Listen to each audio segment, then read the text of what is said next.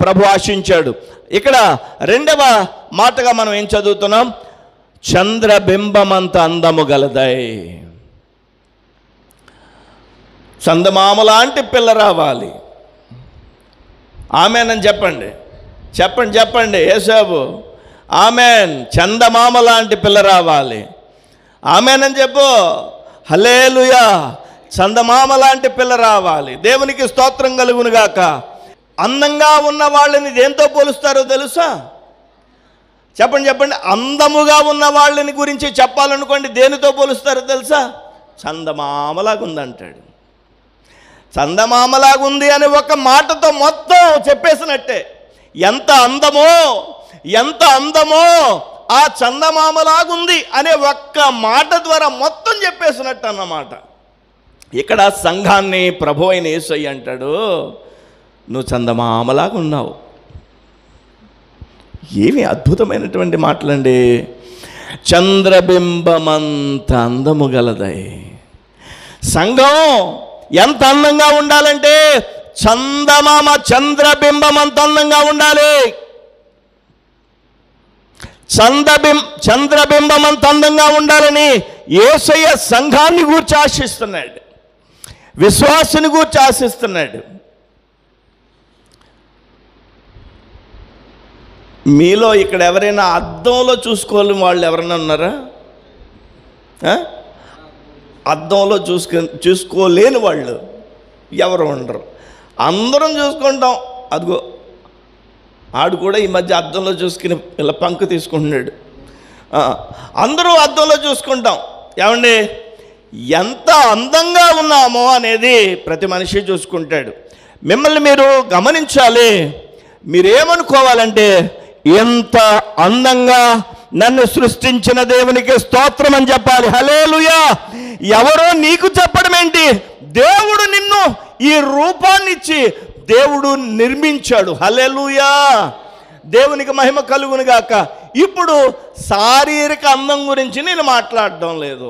ఇక్కడ వ్రాయబడింది చంద్రబింబమంతా అందము గలదై. ఇందాక అక్క చెప్పారు, లోయల్లో పూసిన పుష్పము వలె నన్ను నీ కాంతి కిరణాలే స్పర్శించేను దేవా.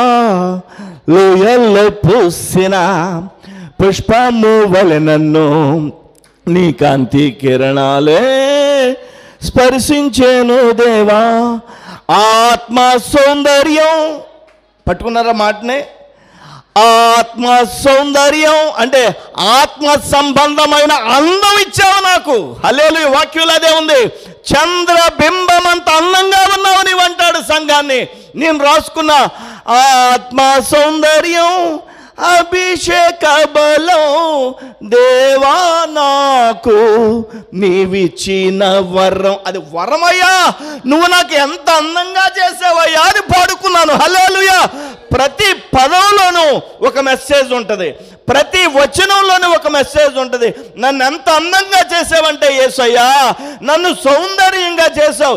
ఈ సౌందర్యం కాదు, ఆత్మ సంబంధమైన అందం, ఆత్మ సంబంధమైన సౌందర్యం నువ్వు నాకు ఇచ్చావు.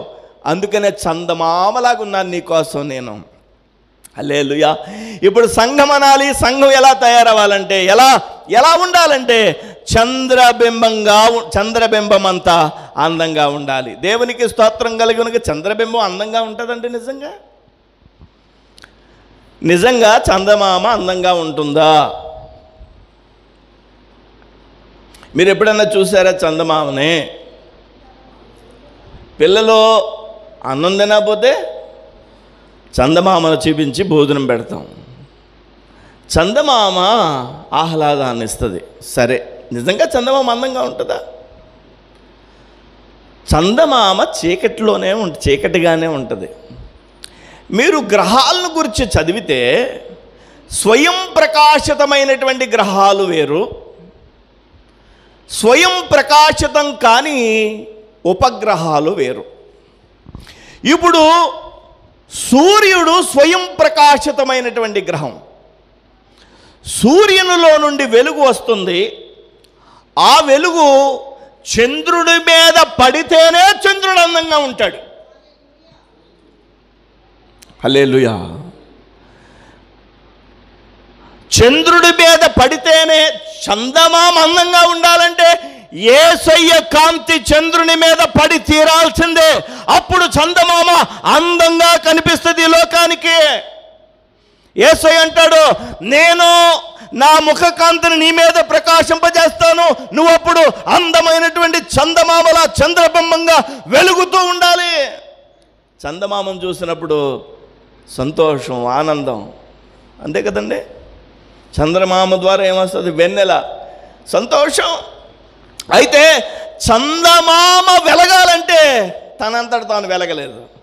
చందమామ వెలిగి తీరాలంటే నీతి సూర్యుడైన యేసయ్య కాంతి రావాల్సిందే. ఆమేన్. ఇప్పుడు అంటాడు సంఘాన్ని యేసయ్య, నువ్వు ఎలా ఉన్నావో తెలుసా?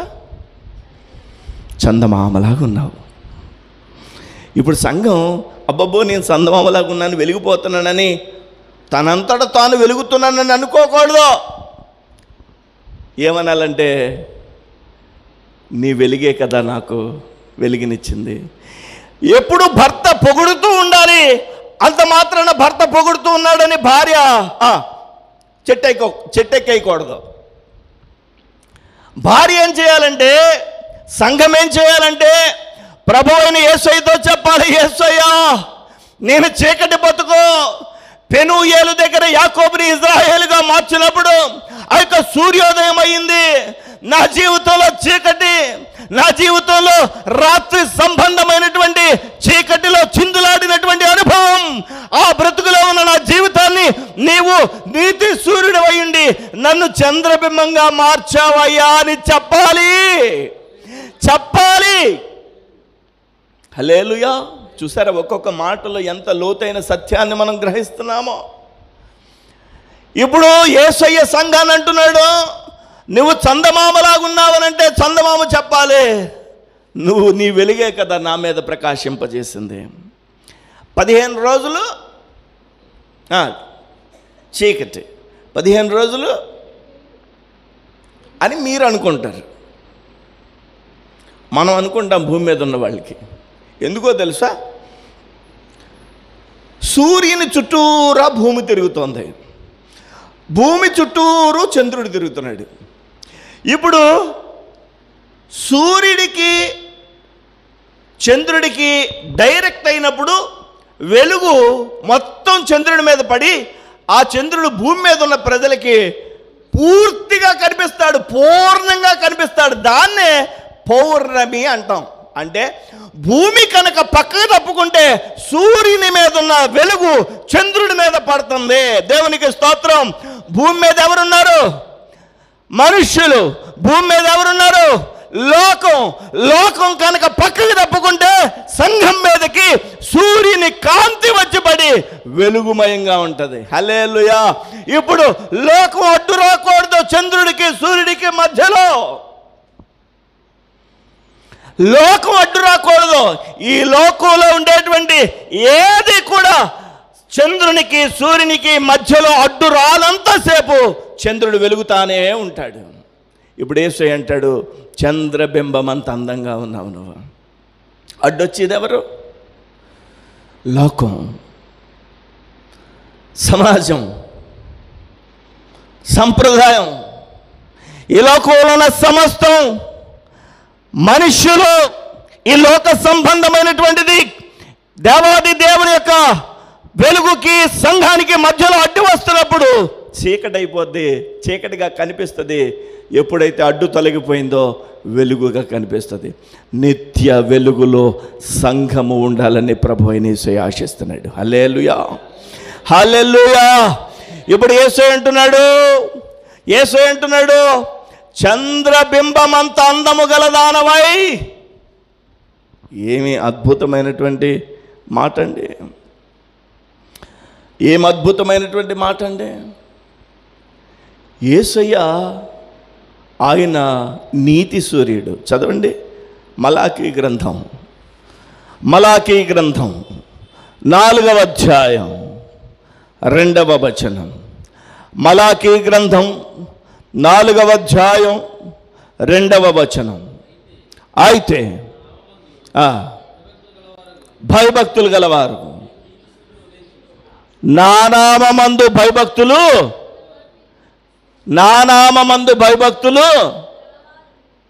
పూర్తిగా ఆ చివరక్షరం మింగేస్తారే, అది గలవారకు అని చదవాలి.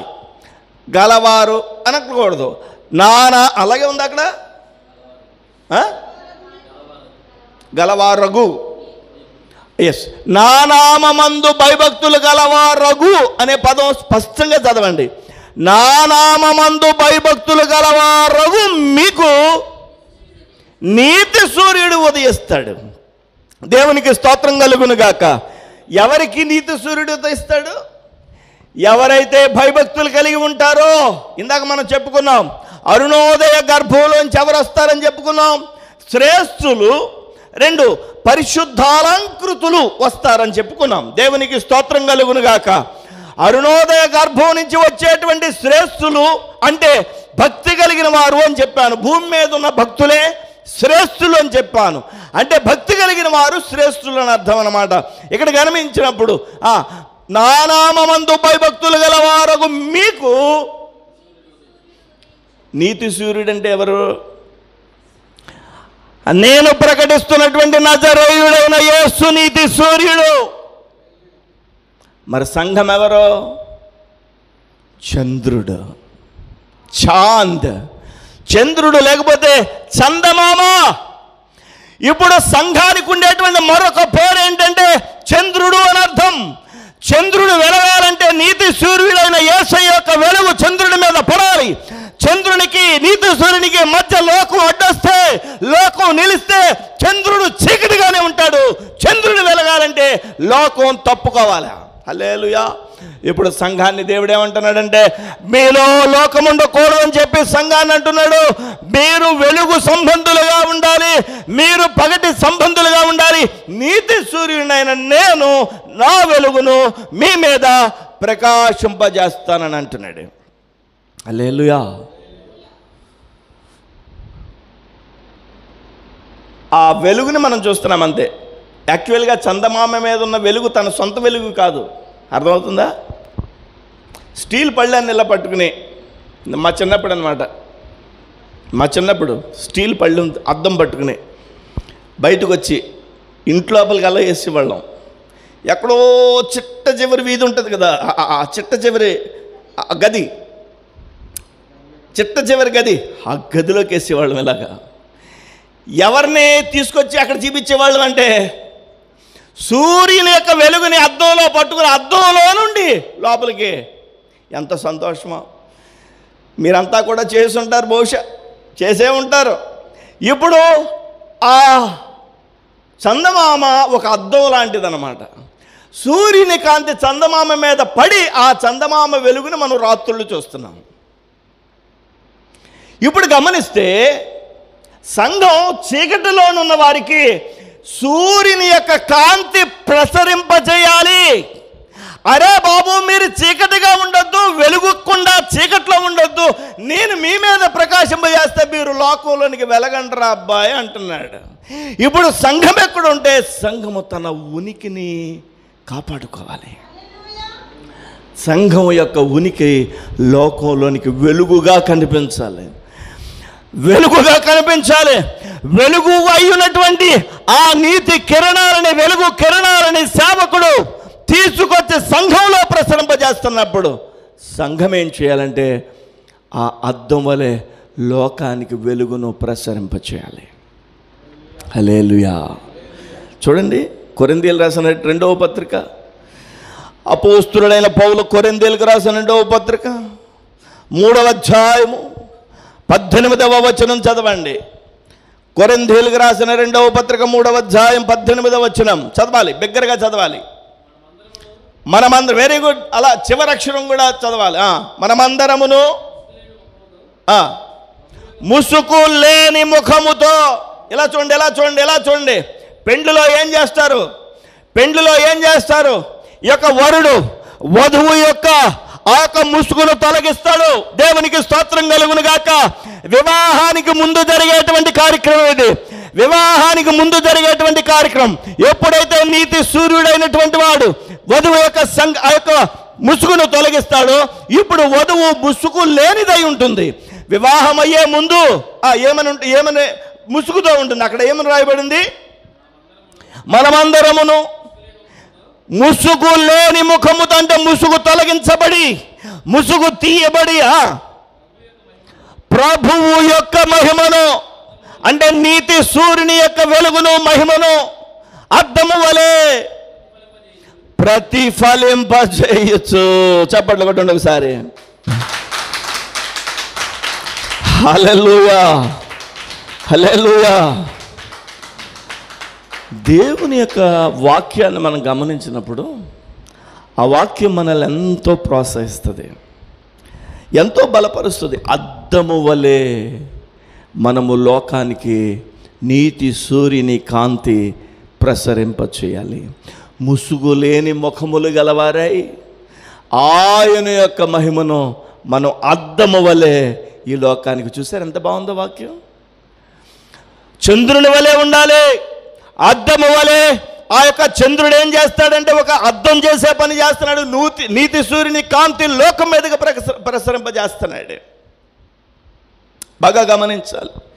కొరింథీయులకు రాసినటువంటి మొదటి పత్రిక 11వ అధ్యాయం, ఇందాక 2వ పత్రిక చదువుకున్నా, ఇప్పుడు మొదటి పత్రిక 11వ అధ్యాయం 1వ వచనం. పౌలు అంటాడు, నేను క్రీస్తును పోలి నడుచుకున్న ప్రకారము మీరును నన్ను పోలి నడుచుకునుడి. ఏరా అబ్బాయి, కటింగ్ అలాగే వేయించేవేంట్రా? నా ఫేవరెట్ హీరో ఇలా కటింగ్ వేయించుకున్నాడు.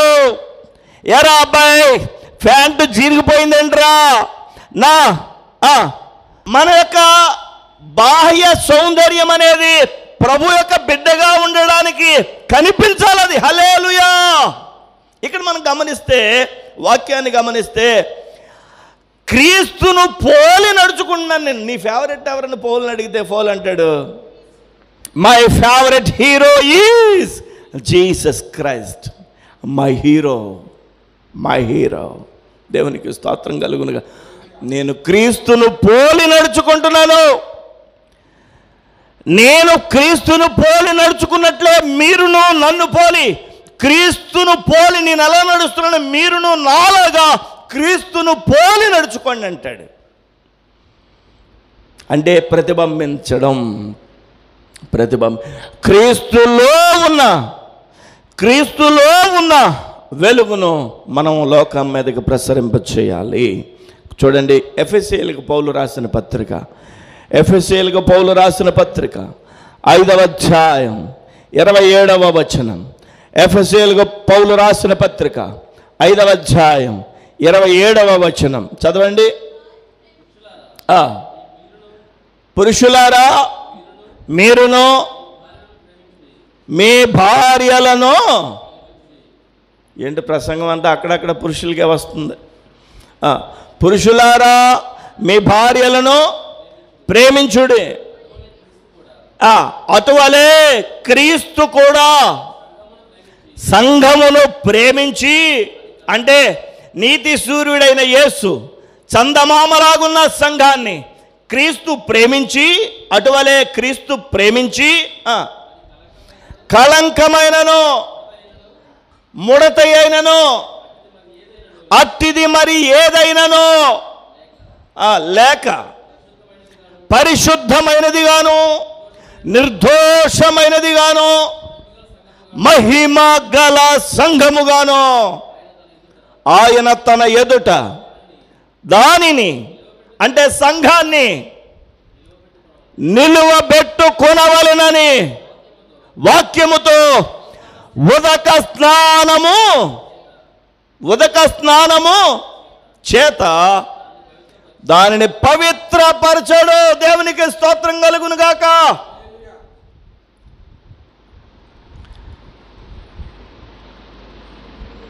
కొంతమందిని మేకప్ తీసేస్తే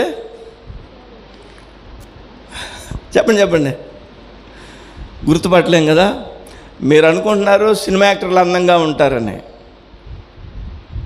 నా మొహం ఉంటారు. ఎందుకుంటారు?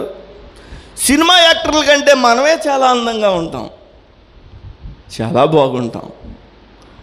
దేవునికి స్తోత్రం కలుగును గాక. ఇప్పుడు గమనిస్తే ఆ యొక్క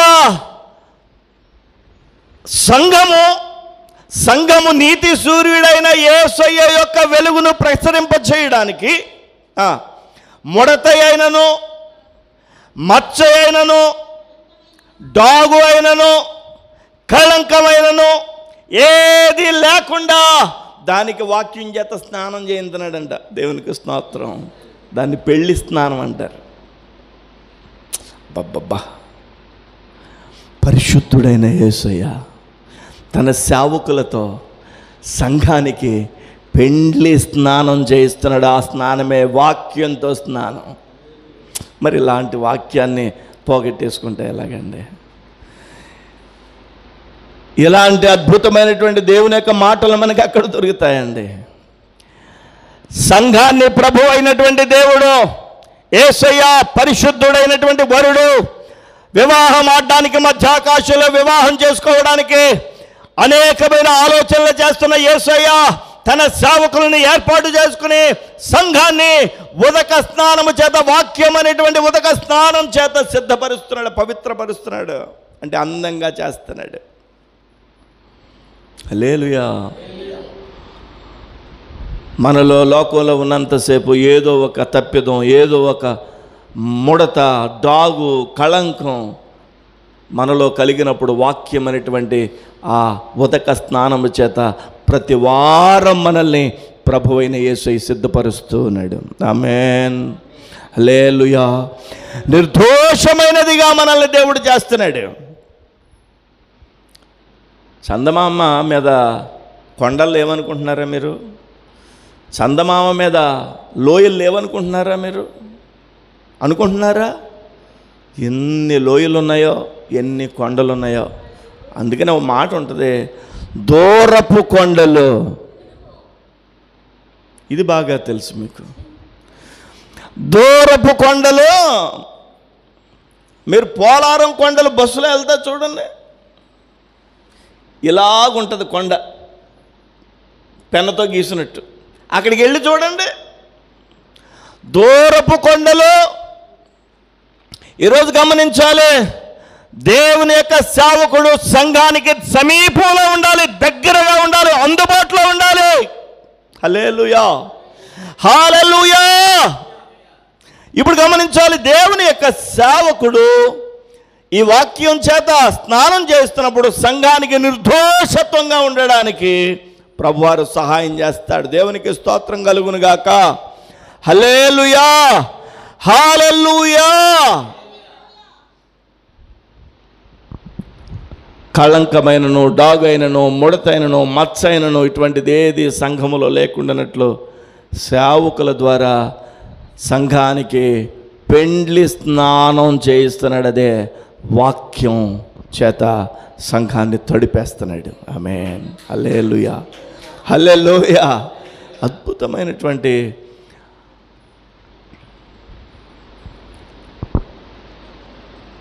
మిజోరాం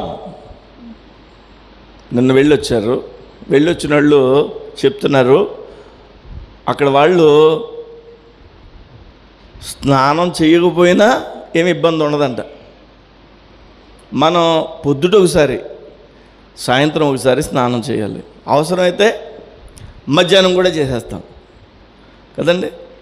ఇప్పుడు గమనిస్తే ఈ వాక్యంలో మనం చూసినప్పుడు మనల్ని పరిశుద్ధ వాక్యం చేత మనల్ని స్నానమాచరింపజేస్తున్నాడు యేసయ్య. ఎందుకని మిజోరాంలో ఉన్నటువంటి ఆ ప్రాంతంలో స్నానం చేయక్కర్లేదంటే అక్కడ నీతి సూర్యుని యొక్క కాంతి అంత ప్రభావవంతంగా ఉండడం లేదు. మనకి ఏసీ రూమ్లో ఎలా ఉంటుంది? బయట కూడా అక్కడ ఉంటే అలాగే ఉంటే దాని అర్థం ఏంటి? సూర్యుని కాంతి కరెక్ట్గా అక్కడికి చేరడం లేదు. కొండలు, కొండ కింద లోయలు నీకెందుకు తగులుతాయి? అయినా యేసయ్య ఒక టైం ఇస్తాడు. లోయలో ఉన్న ఒక పుష్పం మీదకి యేసయ్య కాంతి వచ్చింది. ఆ లోయలో ఉన్న ఆ పుష్పం వెంటనే చిగురించి యేసయ్య నీకోసం పండేనంది, పూసేనంది. హల్లెలూయా. దేవునికి స్తోత్రం కలుగును. ఈరోజు గమనించాలి, యేసయ్య యొక్క నీతి సూర్యుని యొక్క కాంతి సంఘం మీద శ్రమలో శోధనలో ఉన్న ఒక వ్యక్తి మీదకి వచ్చినప్పుడు ఆ వ్యక్తి ప్రకాశిస్తాడు. ఇప్పుడు సంఘాన్ని దేవుడు చంద్రబింబంతో పోలుస్తున్నాడు. హల్లెలూయా. చంద్రబింబంతో పోలుస్తున్నాడు. మనం రెండు మాటలు అయినాయి, అయిపోయింది, ముగించేసుకుందామా? టైం అయిపోతుంది. ఏమేం చెప్పాను? పరమగీతము 6వ అధ్యాయము 10వ వచనం చదవండి. సంధ్యారాగము చూపట్టుచు చంద్రబింబమంత అందము గలదై సూర్యుని అంత స్వచ్ఛమును కళలను గలదై.